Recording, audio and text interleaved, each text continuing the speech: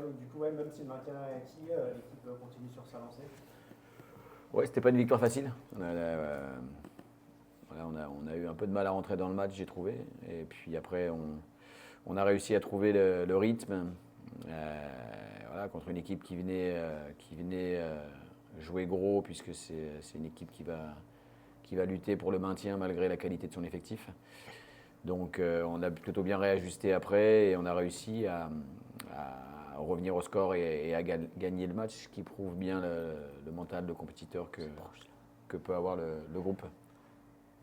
Qu'est-ce qui anime l'équipe là dans cette fin de saison, même si à la première place c'est quand même très loin et le maintien maintenant est largement acquis? C'est de finir le plus haut possible, de remporter le plus de matchs et voilà, de rester compétiteur sur la fin de la saison, tout simplement.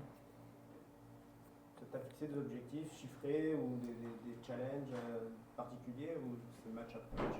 Non, on s'est dit qu'on restait sur ce qui a bien fonctionné depuis le début de ce championnat.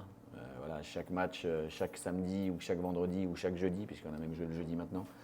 Voilà, c'est le plus important de la semaine. Et dans chaque match, il faut être capable de performer et de prendre des points. Donc on n'a pas changé cette stratégie. C'est comme ça, c'est aussi grâce à cela qu'on a réussi à se maintenir rapidement, ce qui était l'objectif prioritaire du club, donc c'est bien. Donc on va continuer dans cet esprit. La qualité des séances est toujours bonne. La semaine dernière c'était bien, cette semaine encore c'était bien. Donc continuons dans cet état d'esprit et voilà, comme le dit Étienne, allons chercher le plus haut possible. Je l'avais déjà dit, mais voilà, aujourd'hui on est 4. Donc voilà, pour réussir une saison extraordinaire, il faudrait finir 4, 3, 2 ou 1. On a 4 positions qu'on peut aller chercher, même si certaines seront plus dures que d'autres. Mais à nous de nous donner les moyens. Et puis dans le foot, le foot il est tellement irrationnel que quelquefois ça peut aller dans des directions que tu n'aurais même pas imaginées. Donc tant qu'on peut encore rêver, continuons de rêver aux plus hautes places possibles. Ouais, même le Puy, même s'ils ont quand même 10 points d'avance, on ne sait jamais. Ils paraissent inaccessibles. Mais bon, les mathématiques disent que tu peux y arriver. Donc tant que les mathématiques diront qu'on peut y arriver, pourquoi pas.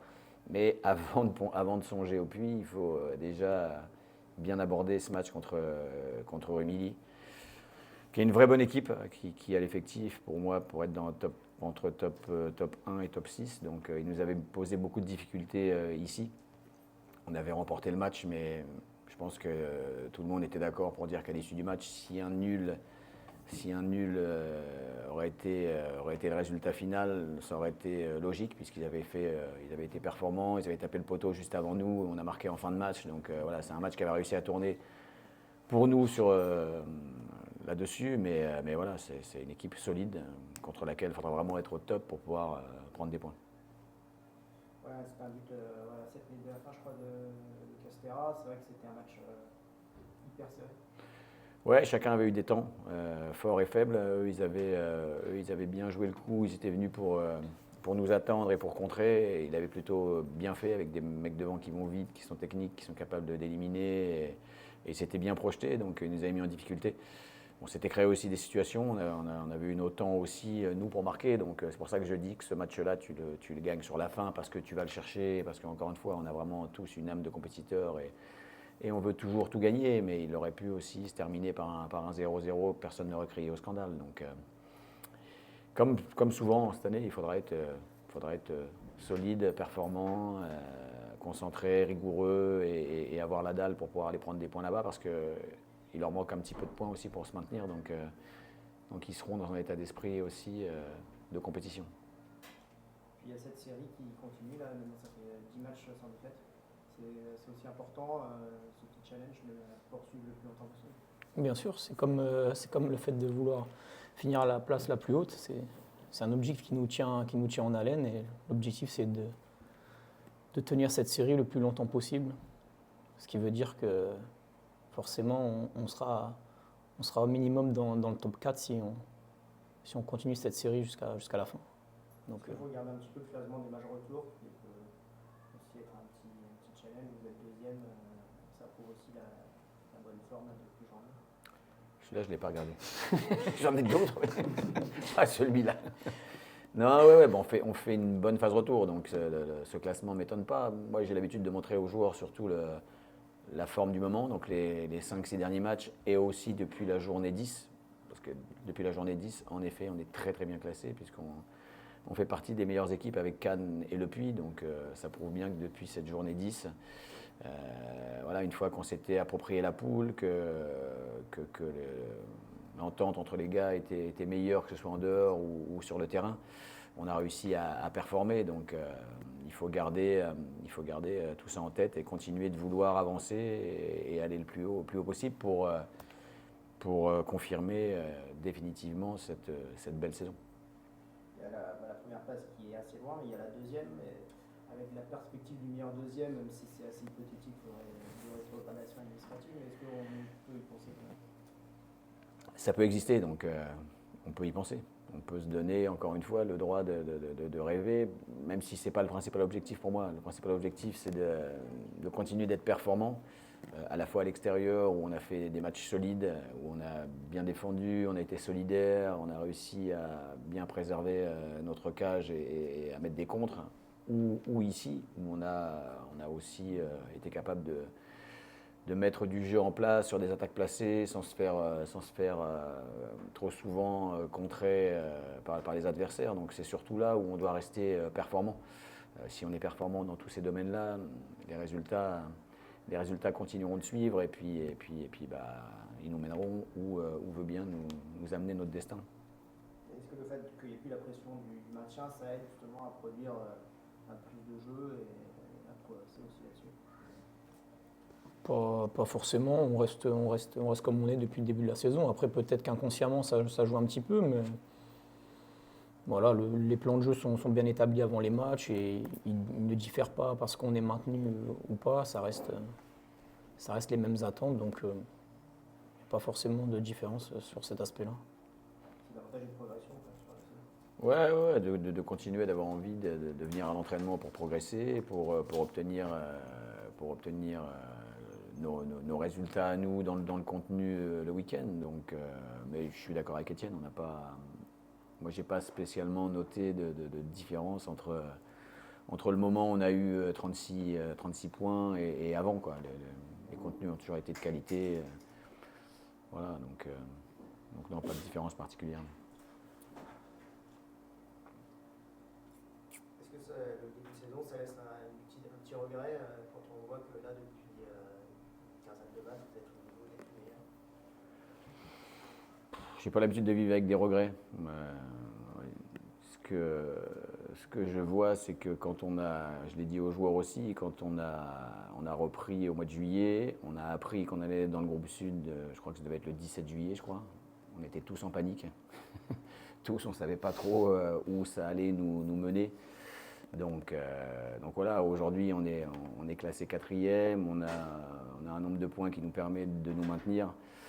On va aller le plus loin possible, mais des regrets, non, pas particulièrement. Ça permet aussi de travailler pour la suite, même s'il y a souvent de changements à l'intersaison, mais sur les prochaines saisons aussi. Ouais, ça nous permet de prendre de l'avance, ça c'est sûr. Si on nous avait dit qu'on serait maintenu à cette journée de la fin, on aurait signé et on se serait dit effectivement qu'on allait avoir une intersaison qui allait pouvoir être mieux préparée. Après, si tu montes en national, si tu termines meilleur deuxième et que tu montes en national, il faudra te réadapter aussi par rapport. Donc, non, mais ça nous permet, plus sérieusement, ça nous permet de mieux préparer les choses et voilà, on a déjà PE a déjà fait ce qu'il fallait. Voilà, avec les joueurs, voilà, on a pu s'avancer par rapport au fait d'être déjà maintenu, c'est sûr. Et au dernier match, c'était un jeudi, il y avait une préparation au jeudi étudiant et tout, mais il y avait quand même du monde au stade, ça va aussi peut-être apporter du monde avec les joueurs qui reviennent. Ouais, on avait pour mission, le staff et les joueurs, de faire mieux à domicile que ce qui avait été fait ces dernières années. Bon, il s'avère qu'aujourd'hui, celui-là par contre gelé, le classement des matchs à domicile, on est en tête. Donc, c'est qu'il y a eu une progression. Dans le jeu aussi, je pense qu'on est, du fait de l'arrivée aussi de joueurs plus compatibles avec ce qu'on voulait mettre en place, ça nous a permis d'avoir des contenus qui soient différent de ce qu'on faisait avant.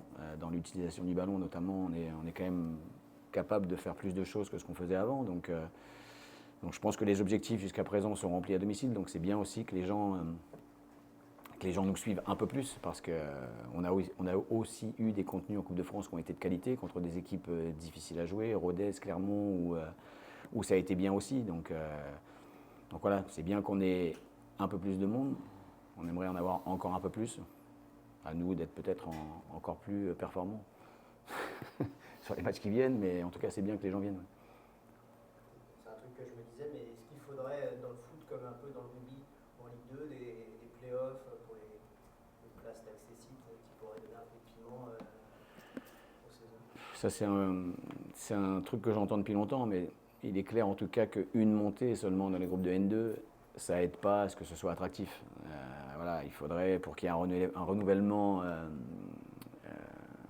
plus rapide, qu'on ait au moins 2 montées, voire 3, voire qu'il y ait, comme tu le dis, peut-être des matchs entre le deuxième, le troisième, le quatrième, mais enfin qu'il y ait un objectif plus atteignable pour les clubs comme nous, qui au départ arrivons avec un budget qui ne permet pas de dire que tu vas lutter dans le top 4, pour qu'on ait d'autres aspirations, pour que ça soit appliqué un renouvellement qui soit plus important. Parce que là, quand je vois des clubs comme Fleury qui va monter cette année seulement parce que cette année ils vont y arriver, mais que ça fait 10 ans qu'ils essayent et que leur président il envoie de l'oseille depuis 10 ans de folie, voilà, un qui monte, c'est plus possible.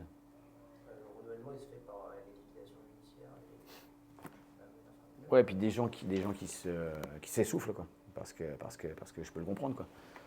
Là, cette année, tu fais une très belle saison. J'espère que tu termineras 4, 3, 2, voilà, ou 5, 6. Donc c'est quand même une vraie belle saison dans ce groupe-là. Mais quelque part, les gens ils peuvent se dire ouais, mais ils ne montent pas, quoi. Donc ceux qui ne suivent pas attentivement ce qui se passe dans le foot, ils peuvent se dire que tu n'avances pas, quoi. Alors que ce n'est pas le cas. Le club est en train de progresser, il met des choses en place.